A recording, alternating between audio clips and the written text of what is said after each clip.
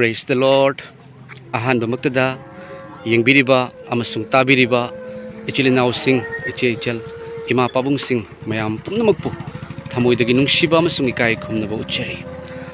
Adom na leiba maphamda adom na chatkadawa mafam punamakta tabiriba adombu fattabadagi manung matam chadana senaba thokkadawa leiramba taragasu kan biba mapu Jisu Krista ipana kan biba oisanu aduga adomda ingthaba pinabiba oisanu. Mayamda yam nungsiba karigumba amatang phongdoksage masigi wapawasi mayam mamangdagi phongdoksage semjage haiduna khanjabani adubu ngamaktabani adubu ngasidi Jisu Krista ipana masigi achaba matam ama pinabire. Mayam asida adomna ubiribasi soroki hek manak aduga turel nasu ningkhaiduna ubiribasi yum amani mayam asigi yum asigi yam nungsiba wari kharadang ai mayamda phongdoksage अखोगी युमगी खरा चलगा लेबा मफमने असिदा मयाम नुपी ngakta ahum pokpane amasung iche sing ngakta ado mekhoigi warida mekhoigi punsigi warida asengba warida mayam mekhoise mama mapa leikhidraba matung dagidi mekhoi nupi ngakta oibani aduga mayumsu amata pande aduga mekhoigi punsida yamna wakhiba matang mayam yam wakhiba aduga hingnabagi lanfamda mekhoise yamna waba condition da aduga mayamna ubiribasini jumase ninghairaga ingbi mayamse asigi yumsini asiga mekhoi machil mekhoigi nupi angata hum pokpodo ado mekhoigi nupi atombido masa ngamaktaba haibadi narakpagi maramna amasung anabado mekhoina doctor da puduna yenghannabagi su paisa lupa leitabagi maramna layengba ngamdabadagi handa kharnigi mamangda nupi atombido leikidre mayam yengbiu sigi yum sida mekhoi hojik ningkhairak pasina amasung yum sigi condition sina aduga yum su saba ngamdabagi maramna mekhoi yum sida leitre ai mate ama khaktang mayam da yenghanjarake sida mekhoi na pochei ga su tharamani mayam yengbiu asida pochei ga tharamani yengbiu sigi yum sini chempak suraga hana charamani adu pura yum se mayam yengbiu yadre aduga siga leiba yadabagi maramna mayam office amada mekhoise hujik lei adusu mayam da yenghanjarake mayam miyoiba haibasi miyoibagi minungsi haibasi khwaidagi chawba dharmani haiduna hai aduga mekhoi Prabhu Jisu Krista bu khangjaba family natte adubu ngasidi aina ekhogi fellowship ki maikei dagi amasung oja Rojes haiduna Indian Army da thabak tawba oja amaga lei akhogi fellowship ki masu leader ni oja aduga aiga wari sanajaraba matungda ekhoina ngamjaba mateng kharadang oiraga su pangminasi aduga mekhoigi punsigi wari se mayam da sukra tahanjage aduga maruoina Jisu Krista ipagi nungsibase phongdoksage haiduna mayam da su mekhoi da su phongdoksage amasung mayam da su yenganjage haiduna ngasigi wapa ose semjabani aduga mekhoigi makutta Holy Bible mayam ai pijaramge haiduna Holy Bible se ahanbani puduna laksabani mayam yam wana mekhoi se leiri hujikse laulingaga aduga nupi ngakta su oibanina mekhoigi condition adusu yamna mawong chadaba mayam mekhoigi machil mana mekhoi nupi ngakta hum leirambadagi atombido nabagi maramna leikidabani mekhoina hojik leiriba mafam adusu mayam ai yenghanjarake office amada mekhoise room amagi chabi se lauraga siga leiba yadabagi maramna mekhoise leibani mayam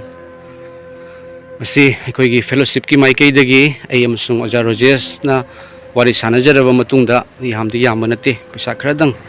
mating pangjage haiduna ekhoi laksabani mayam hujik changjage sigi sidani office da room amada ekhoi leibani tulo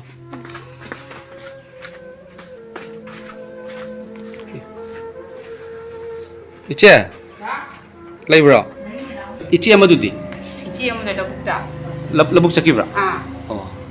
ise wagi kamai tawrige na hange lakpani ise wagi wari se ugre koi su dum tai ko duna tabada yamdi nuaite ise wagi punsida matam amada aina ngang oringe da unak paduga husikadi yamna hongbani natre che mani hujikti ise oina kamai tawraga ise oi chari hadi low matamina low lini adai low matamna tabaduna dum migi kari thabak adum khara su bajadi ade hana je bak suramen jumdo ninghaira banina ofisiga leiba hanagi yumdo di lebe yadre na han leiba jatre hanagi bodi sidi migi office ne office to SSG ki office to ga se jum nate ba jum nate se मैं मशीनी विशेष ने लेरी से इचे अनी लेरिसे अदुगा इचे नने कमायना इचे की पुंसीदा अखोगी अवाबदो अवाबसे Laki नत्रा अदुगा इचे की अखोगी आइगिदी इचे सिंथोए अखोगी इचे अतोम्बिदो मासु लेगिदबगी मतंग दो खरदंग तंबिउ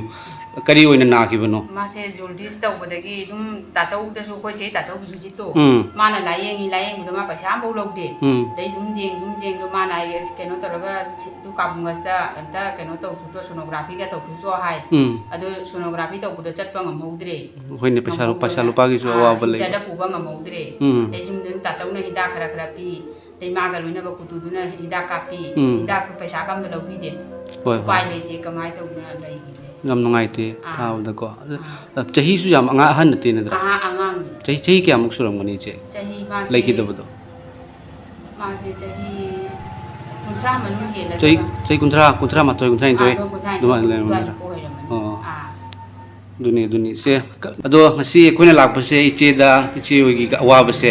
ubada mating kitang pangge haiduna laksabani che ko iche jisu krista haibudugi maming tabibra tare ko Yesu Krista se che masi kanbi bagi mapuni koi che aduna Yesu Krista thaja bagi maram na ikhoi de su yamna ichi awa basi ubud yam mating pangning ba adubu khoi che ne su khangi duni ai su dukan macham tawjaraga cha hum siga ko ma yam mating pangi akhoi jum lei ngai ba du lei ngai du nang na su du chan mating pangi pesa ka pirak to lang na nang ni laman to la ba che Yesu Krista nang ni mating pang nang wala mating pangi ba miyam do koi lei ta ba matan da kudong cha ta ba matan na nang lupa jamnga ka pirak ta na mating pangi ba akoy to video lei ngai da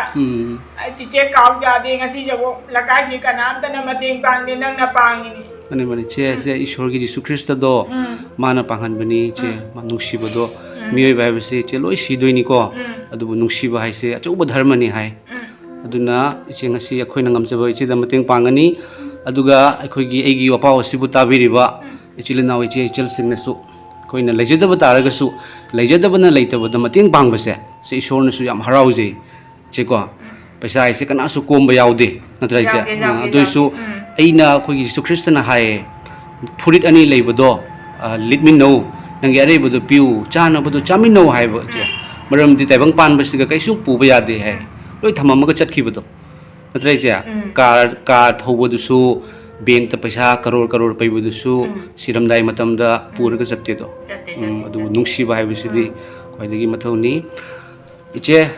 khoi gi fellowship amaka taujei adugi maiki dagi iche da yamde paisa nang na mating pang ka su pangi mamang de jari pangakani che mayam pangakani khoi le sidi nang na pangi jari nang na pangi ko jari pangi che so na he ne che chi awa ba ko ban bi bo sunu nang na sige kan ba pa nang na mating pangi lam pang man ga le pa ko mayam su pangakani yeng bi ba mayam na su che sige da makta iche ani ni ko amakakti ipasina mamang na su ko ya tumi do inaw do la ni da mana mating kaya pangi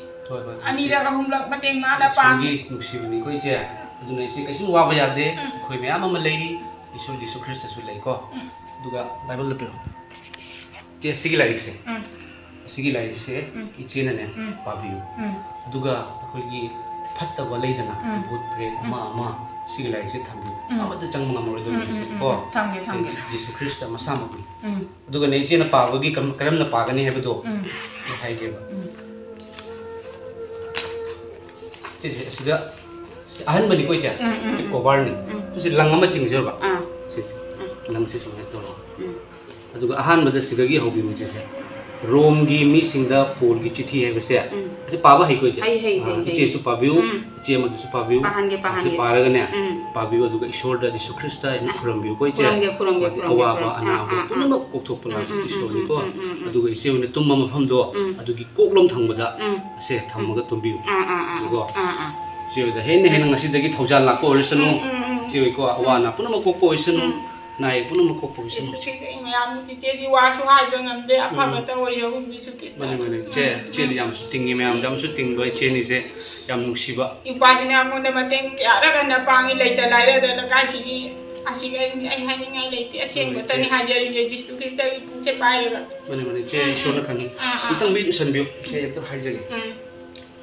Hallelujah, thagachari paisho ipana khoibo sukki matik nungsibi bagi damak thagachari ipa iche sigi awaba magi mayum gi awaba se ipa aina bhawada suk nungai dragadi ipa na hakna kaya ga nungai ramoy